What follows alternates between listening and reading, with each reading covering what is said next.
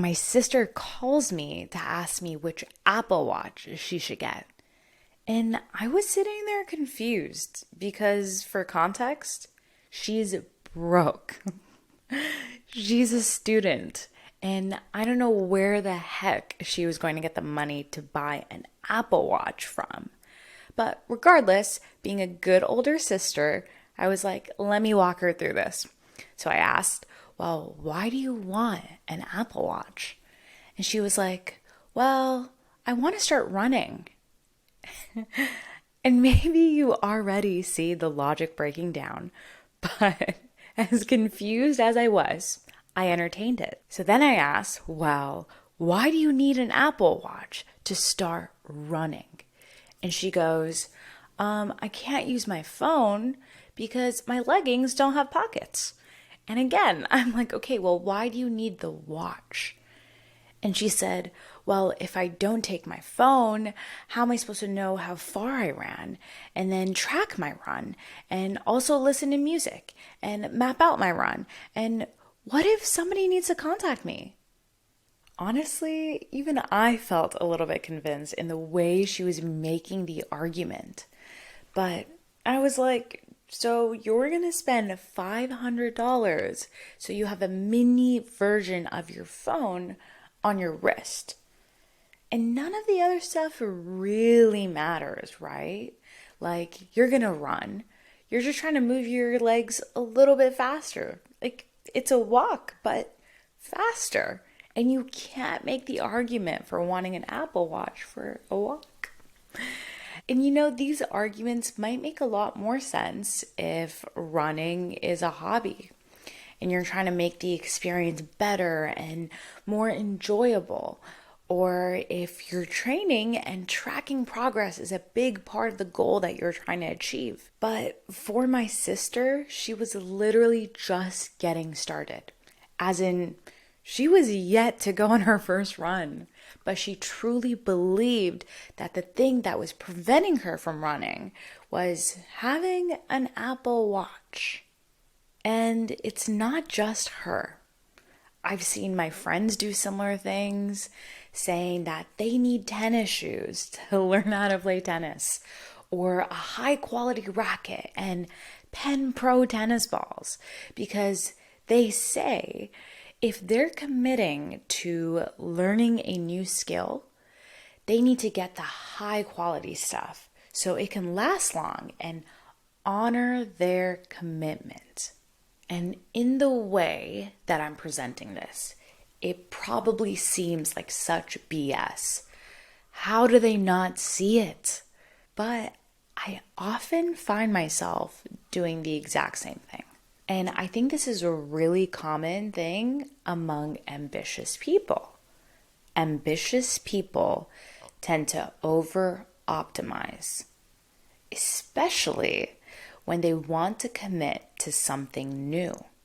So imagine goals like going to the gym regularly, or studying for the LSAT, or trying to sleep better, or eat healthier, or cook. Ambitious people will set ambitious goals and then over optimize by trying to figure out what the end result is supposed to look like and feel like, and then try to set up their initial environment to match that end state. Like with my sister, if she were an experienced runner or somebody that had been making meaningful progress with her running goals, putting up that money for an Apple Watch would be somewhat like a milestone. She would have quote unquote suffered and built her foundation to truly understand and experience what it's like running without one and why it's worth putting up $500 for a better experience. But before starting, she doesn't really know that it is a better experience. She's only seen people on YouTube or Reddit talk about how much an Apple Watch has improved their running. Her advice is coming from experienced runners that have learned what makes running better for them. But their advice causes unnecessary friction to beginner like my sister. And that's because she was trying to over-optimize her running routine before she had even started. And the over-optimization was preventing her from starting today or starting right now. So why do ambitious people do this? Why do they over-optimize? I have two theories. My first theory is that ambitious people tend to over-optimize as a shortcut. They try to shortcut their learnings without actually making the mistakes that would show them why one method or one choice might be better than the other. And shortcuts are something that ambitious people are used to. Usually, they also learn faster and perform better because of their ability to spot shortcuts. But in a lot of practical goals, like running, you just gotta do it until you figure out the shortcuts that work for you. Because otherwise, this need for optimizing is going to cause you a lot of friction instead of just getting started. And let's be honest, we all know someone that has gotten the gear only to never actually end up getting started. And they were likely a victim of over-optimizing. My second theory of why ambitious people over-optimize is that they're afraid of not progressing. They're so used to chasing goals and hitting milestones time and time again. So to make sure that this streak continues, they try to absorb everything that they need to know so that they can be prepared of anything that could go wrong. They talk about it. They look it up on Reddit and on YouTube and listen to the advice of professionals and then create a plan to tackle that goal. And then they stay intensely aware of all the things that could go wrong, the injuries they could face, the roadblocks they could hit. They spend all this time planning and not enough time doing because they're afraid of not making progress when they eventually get started. But the ironic thing is that they missed out on so much progress by planning. I have a good example that captures both of these theories. Okay, imagine wanting to start going to the gym. An ambitious person might start off with an ambitious goal like weight training 5 days a week or every single day. Ambitious goals are part of their personality and they're used to achieving them.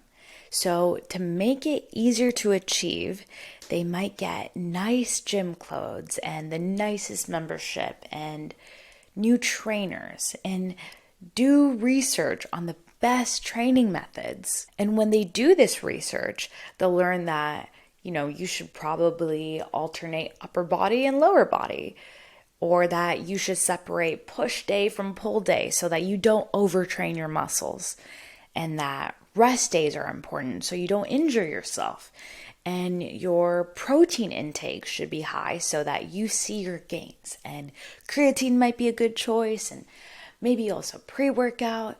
And all of a sudden, they've introduced so much friction into what's supposed to be a simple activity of stretching and contracting muscle groups through moving weights. And they become so acutely aware of all the things that can prevent them from progressing in this goal, like not enough protein or overtraining or potential injuries, that they try to prepare in advance.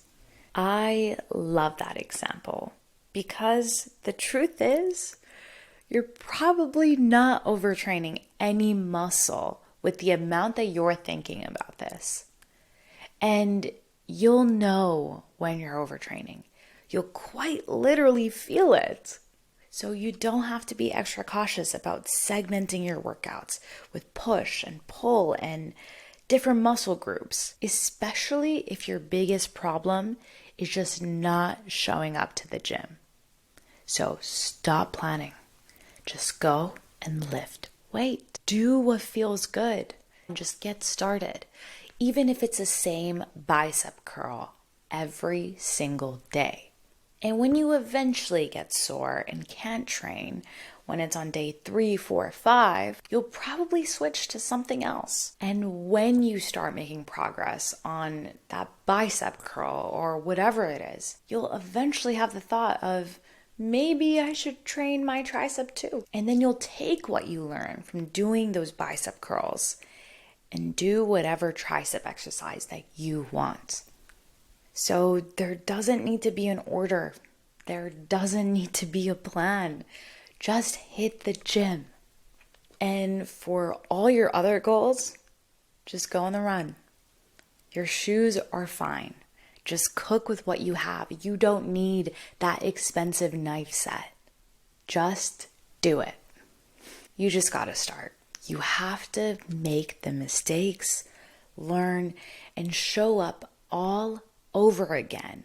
There isn't a way to shortcut this. And you'll figure it out faster than you could compared to planning it. And honestly, with that example, it's coming from a person that's tried it all. Over optimizing the workout, planning, calorie counting, personal training. But my best workouts have been with people that just bro science the process. And the truth is, if you feel it working, it probably is. And I don't mean just physically if your muscles are working. I mean, if you feel whatever it is that you're doing, whatever goal it's related to you, if you feel that it's working for you, it probably is. So don't psych yourself out and look for advice on YouTube, Reddit, or strangers. Just do it. Learn yourself, and you'll figure it out probably way faster than planning it. And if you make a mistake, that's just an opportunity for accelerated learning. So you just got to start.